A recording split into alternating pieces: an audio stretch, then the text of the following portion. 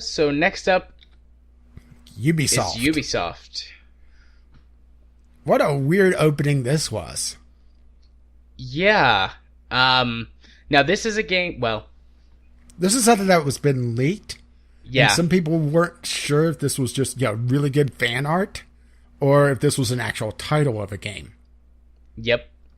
Mario Rabbids Kingdom Battle. So they have Mario mixed, plus Rabbids. Yeah, Mario plus Rabbids.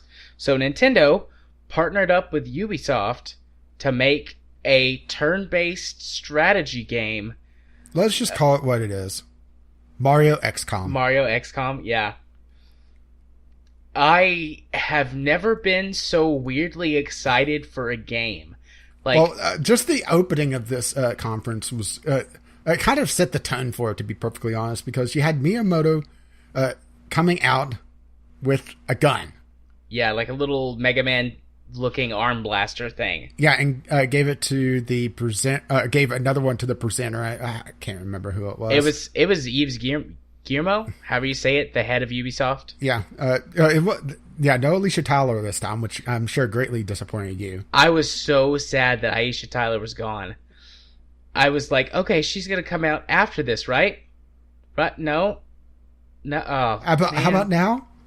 I was so sad. She'll be with the dancers, right? No? Yeah, I was so sad. But this isn't quite Mario XCOM because it does have some running around, almost platforming bits, but it's also a lot more movement-based than XCOM, which kind of caught me off guard. Yeah, I liked it, though. I liked that aspect. A little more active, a little more... Like, you can... The thing that I thought was neat was that you could, like, use other characters to boost your movement by, like, having them give you, like, an assisted jump so you can get on... Yeah, there's assisted jumps, and there's also, of course, since this does take place in the Mushroom Kingdom, granted the rabbits have kind of screwed things up because they're rabbits, there's warp pipes around, so you can go into a pipe and come out somewhere else on the battlefield. Yeah. And the combat is limited to specific battlefields and the running around bit, so you're never really ambushed from the looks of things. And poor Luigi got replaced by a rabbit, and he didn't even show up in anything except firing his gun once. Yeah. But I liked Rabid Luigi. It was funny. But I was never really too much on the rabbits. Yeah, I mean, they've had some fun games, you know, but whenever this was first leaked or rumored or whatever, I was like, that's stupid. This is going to be terrible. And I wasn't expecting it being this. I did a complete 180. Well, I heard it was going to be like some kind of like strategy game or something, but I was thinking like Paper Mario-esque, which still wouldn't have been so bad, but I was like, I just didn't think they could pull it off. I thought it sounded real dumb. And then I saw it and I was like, okay, this looks real awesome. I was completely wrong. Yeah, see, I didn't even hear the rumors that this was going to be a strategy game, so I wasn't sure. Well, one, if it even existed, because, it was still at the rumor phase. And two, what it would be. I was expecting some sort of, like, brawler, most likely. Yeah. And I like that the stipulations for allowing Mario to be licensed to Ubisoft was that they didn't make a runner or a platformer. Yeah. Which, I'm fine with that. I'll take this weird strategy game. Yeah, definitely. I'm genuinely like on the verge of buying a Switch this year. And this was one of the games that's pushing me to the edge. Like, at some point, I was going to buy a Switch. Maybe next year or the next year when they come down in price and they have some good bundles. But I saw a couple of Switch games combined with what's already out that I'm like, oh, I might buy one this year. Maybe. I don't know yet, but this is definitely one of the games that's pushing me to the edge to buy a Switch. So you're saying that they caused your opinion to switch? Bravo, yes. Next was Assassin's Creed Origins, which we'd already seen. Yeah. And I'll tell you one thing. When I think of ancient Egypt, I think of the blues. What about you? Yeah. Yeah, absolutely. But I do have a note here that I'm going to read this verbatim, all right? Okay. This was after the trailer. Are you fucking kidding me? capturing a small monitor on a table with no goddamn direct capture of fucking gameplay? Are you fucking ashamed of showing off your goddamn gameplay? Why would anyone tune in for more after this? Ooh, angry pants came out of that one. What a fucking joke of coverage. If you don't know what I'm talking about, after they showed the trailer, they said, okay, well, we're going to show you a little bit of gameplay. And they have a couple people sitting around a table, and they shot a monitor sitting on the table over the guy's shoulder. And the monitor's brightness wasn't even up, so you could barely see the gameplay.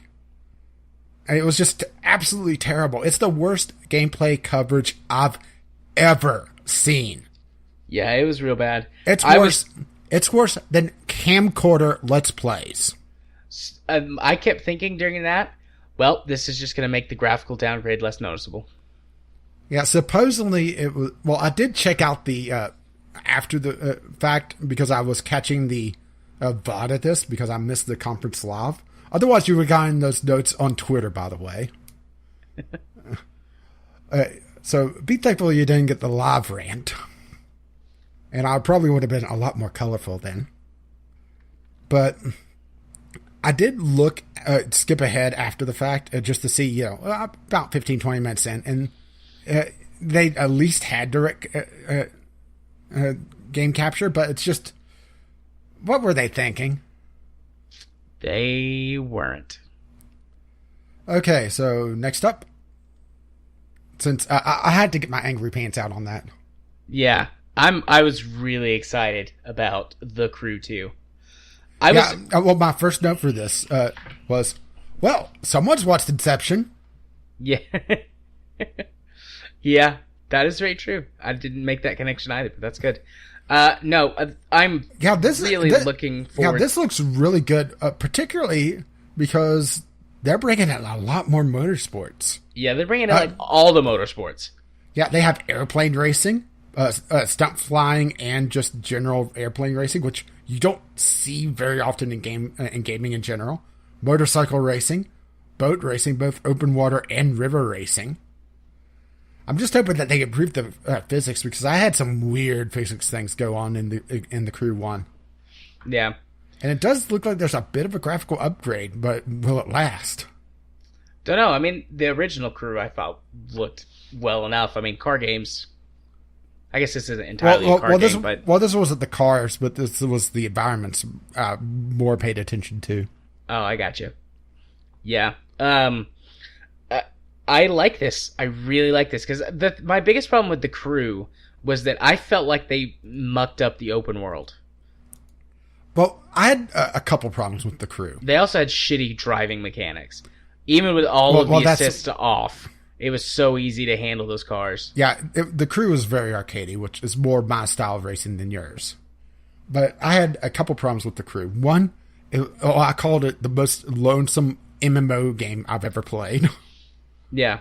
Where the world around you is kind of instanced, and you usually only see just 2 or 3 people at a time. Which I do understand why they did that, because if they had everyone out there, it would be gridlock. But the thing is that also, whenever you're coming into the main city the first time, I think it was Detroit, I'm pretty sure it was, you saw all the other cars, so you get this feeling of, oh wow, there's going to be so many drivers on the road, then it's a ghost town. Even though I know that there's drivers out there, I know that there's at least some people playing, but there isn't. And also, they made it where certain disciplines didn't matter at certain points.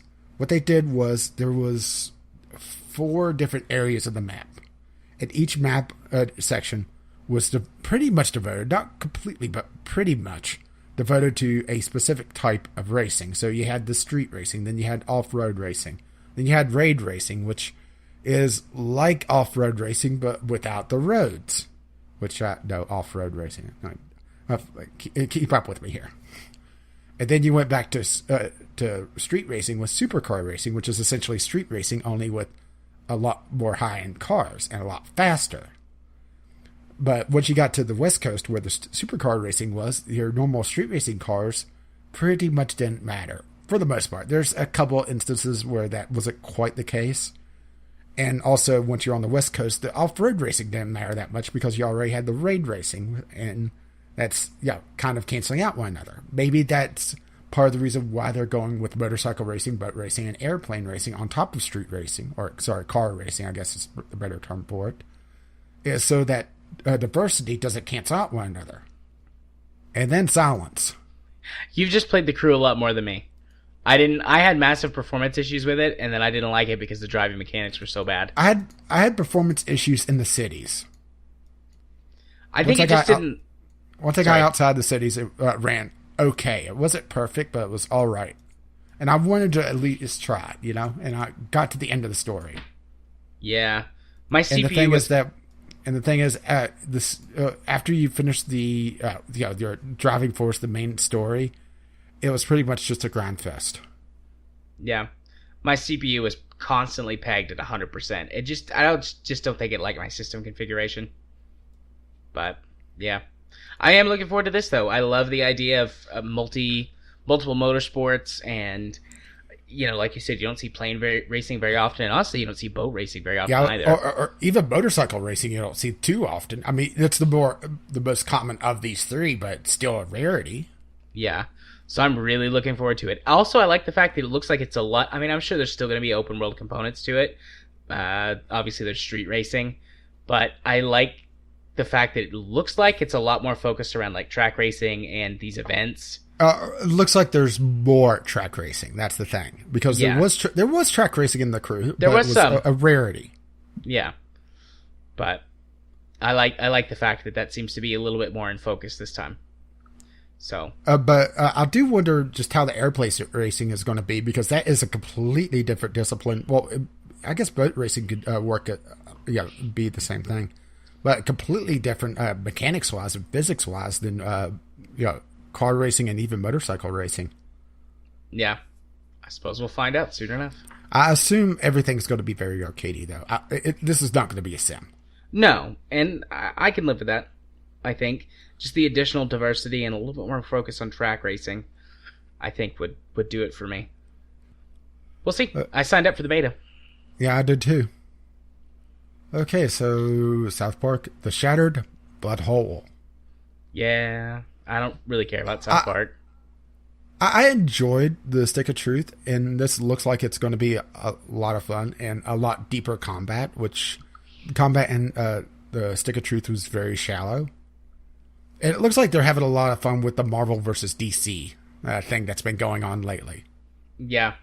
And I think that's going to be the big thing, is the humor in this game. I mean, you have Timmy as essentially Professor X. Yeah. Which I thought was funny. I thought the trailer was funny, and I'm sure that the game is going to be good and funny. I don't really care for South Park very much, which we've had this discussion before, so. Yeah, and if it's anything like the Stick of Truth, it's also going to be very short for an RPG. But it's also more of a focused experience, so yeah. Transference. One mindfuck of a trailer. Yeah, I called this game VR Frodo because of Elijah Wood. Yeah, this is a VR game. Not a lot of info given.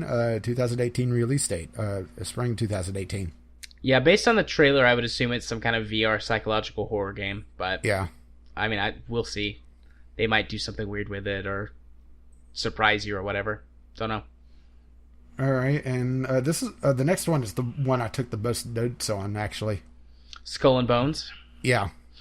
It looks really good. I feel like what they did was they took the ship mechanics from Assassin's Creed Black Flag and made an entire game out of that. Yeah. And I'm okay with that. Yeah, it looks like it's mostly multiplayer based, team PvP mostly, with probably some modes that are single player. They did say that there's an offline single-player component, but they didn't really say all that much to it about it, so I'm going to assume that it's going to be like For Honor and going to be tacked on at best. It is interesting that it's in the Indian Ocean, though, because usually when you think of piracy, you think of the Caribbean. Yep, but I mean, one, there was piracy everywhere, and two, I mean, the Indian Ocean was originally one of the largest areas of shipping in the world until the New World got a lot larger, or a lot more populated. True, and Disney would probably get pissed if they ship pirates in the Caribbean. Probably. But yeah, it looks pretty swell. They've got different ship types and looks like different things. Yeah, it looked for them like to do, well, they talked about using the wind, using real sailing techniques, so with different ships with different strengths, and your control jumps around the ship depending on what you're doing. It's one player per ship. It's not like Air Buccaneers or Wings of Icarus, where it's a group of players on a single ship, or even like Sea of Thieves, where it's a group of players on a single ship. In this case, each player is essentially a ship with taking control of different elements of the ship to do different things. Yeah, which I think that'll be a strength because it will at least it'll allow more single. It'll allow more single player combat, or I should say non-group combat, and going into multiplayer by yourself. Yeah, and there is boarding action as well, and ramming. Prepare for ramming speed. Today is a good day to die. But then my cynicism kicks in. Looks very interesting. How they fuck it up? Because I do remember For Honor. Granted, they didn't mention For Honor at all. No, I'd say For Honor's dead at this point. It's got doesn't have some like DLC in the pipeline, but after that, it's done. Yeah, pretty much. I did like the little tease at the end with the Kraken. Yeah, I wonder if that's the single player. I'm not sure, and I'm not sure if I like having invincible pirate hunters come in to signal the end of the hunt, to try to chase people off. Having invincible enemies just doesn't seem very interesting to me, particularly depending on where they spawn on the map. Since you're using real sailing techniques, they could completely fuck you over. Yeah. And this doesn't even launch this year. This is fall 2018. Yep. So this is still very early as well. For it to be early, though, it looked pretty good. Although, I mean, they polished a lot of turrets for E3, so there's that whole. I mean, just look at For Honor. So next was Just Dance. Yeah, the live dancing was very more subdued this year. Yep, it was. But we did get a dancing animal, just one, but it was the bear. Yeah, I'm okay with that though. Dancing bear. Dancing panda bear. That, and also all the dancers also representing the PC Master Race with the RGB on them. Yeah, I thought that was really cool. At first, I thought that they were going to have some kind of Tron game, because the song that they used started out very much like the Tron Legacy songs. Yeah, it was weird that the dancing was so subdued after so many years of them just going overboard with it. Maybe they're trying something different. Maybe either Ubisoft that, or has learned maybe a lesson. They got complaints. I don't know, because they didn't have Alicia Tyler either. Yeah, I miss my silly dancing and Aisha Tyler. That's my girl right there. Okay, so South Park Phone Destroyer. Yep, don't care.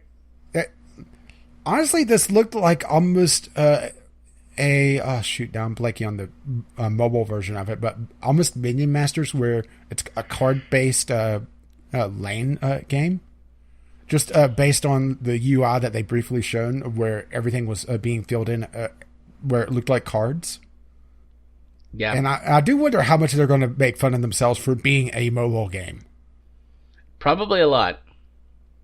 I mean, if it's free, I might check it out. I didn't know. It probably will be, but they didn't say for sure, I don't think. I don't know. I kind of zoned out on this one. For being a mobile game or being in South Park? Being South Park. Well, here's something that I kind of zoned out for, but I still took notes on. Starlink Battle for Atlas. I was really, really excited for this looks really good. Yeah, cute art style. Then it's collectible Lego. Yep, then the toys come out. Yeah, collectible Lego sort of starships that you can physically buy, or there's digital versions as well. So it's basically a sci-fi shipbuilding Sky Lancers. And it'll make a ton of money because it's going to be so expensive for parents to have kids play this game. And kids are going to absolutely love it because they're going to see the ships and see all the ship parts and buy this. It's going to be so expensive for me to play this game. Actually, I won't be. If it was coming to PC, I probably would get a digital version, but it's not. It's coming to all consoles and not PC. Yep. Mostly likely because well, at least for the physical versions of the parts, it requires some sort of weird link, and you're snapping parts on and off of the ship. It looks very much like you're having to juggle through the controller and the little toy ship at the same time. Yeah.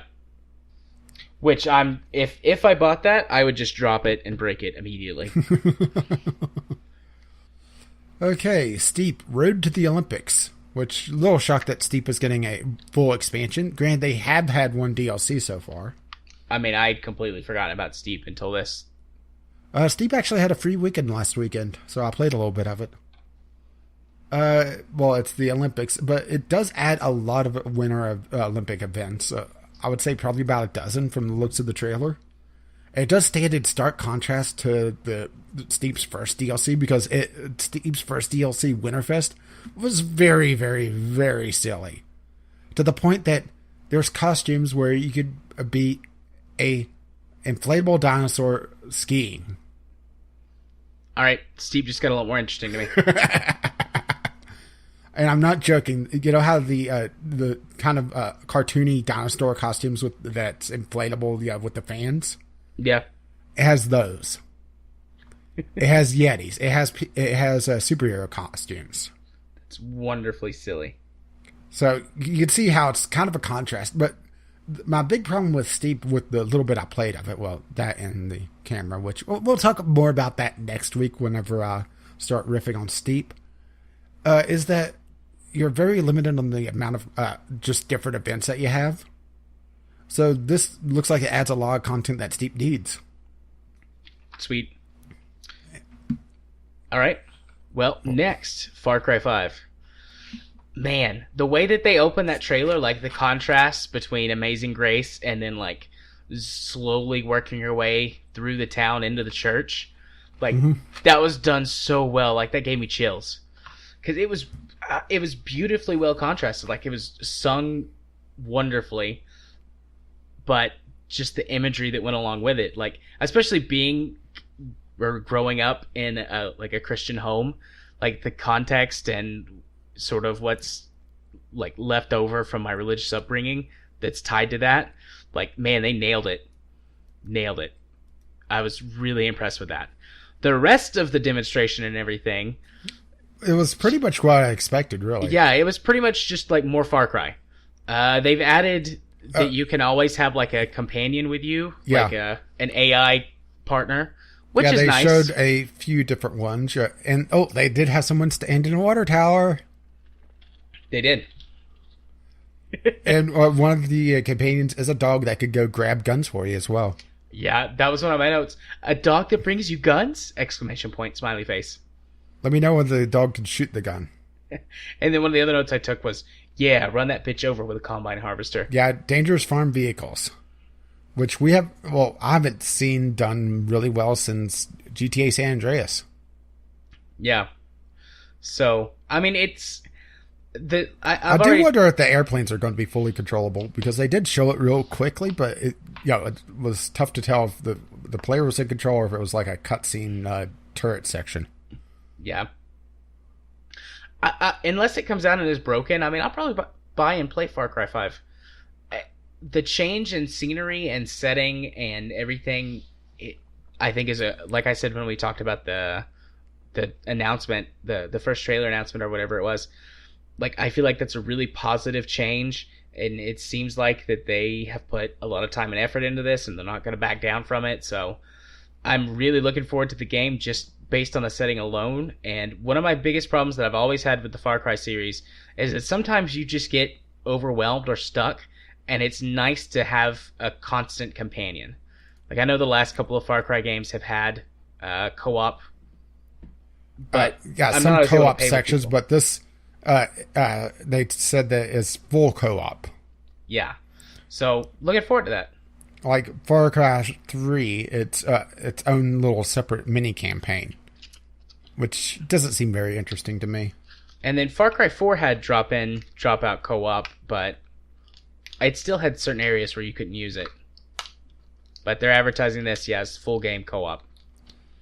And I would say this is the biggest surprise on the Ubisoft conference coming up.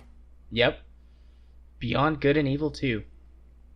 Yeah, granted, no release date, so we're probably still several years away from seeing this released. Yeah, but that was a lot of effort they put into that trailer, which makes me think that they're actually serious about it this time. Yeah. And it took us this long for Wilhelm to die. Yeah. Yeah, I noticed the Wilhelm scream in the trailer. But yeah, and it's also a lot more of a mature game. Yeah, it was completely a cinematic CG trailer. Yeah. So no idea what the game's going to be like at all, but it looked completely different from the first one. Also, yes, much more mature. Yeah, and they need to start watching their fucking language. But yeah, let's see. No gameplay shown, no release date given. Set before Beyond Good and Evil, which makes this a prequel, which is interesting. Yep. And Space Monkey Program, you have my attention.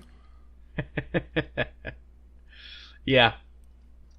Which I never really played Beyond Good and Evil. I need to at some point. It's another one of those games that's been on my list to play for ages, and I just never gotten around to.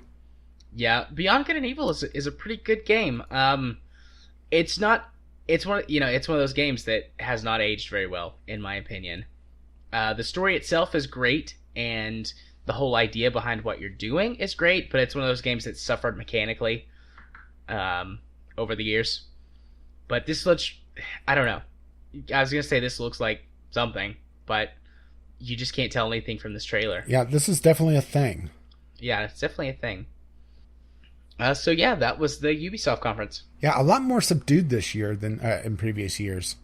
Yeah, I think that, continuing with the theme of conference or people learning their lesson, I think Ubisoft has taken a lot of shit over the last few years for... especially their opening dance act. Well, that and hyping things up and going crazy. And this felt very, very subdued. And like they were trying to keep it a little more low-key. And I'm sad that they didn't do the silly dance act. And I'm sad that Aisha Tyler was gone. But you know what? I can actually get behind this conference. This was one of the better ones in my opinion. Yeah, and outside, which is saying something. Outside of Beyond Good and Evil 2, I think everything releases either before or within the next year. Yeah. Which, yeah, they didn't... That's something that we've also seen in a lot of conferences, is that you get a lot of games that show up year after year after year, at least in the past. And that doesn't really seem to be the case this year, outside of a few outside cases like Beyond Good and Evil. Yeah. Because I could easily see that popping up either next year or year after when it gets close to release. Yeah. So, yep, that was the Ubisoft conference. Not too shabby.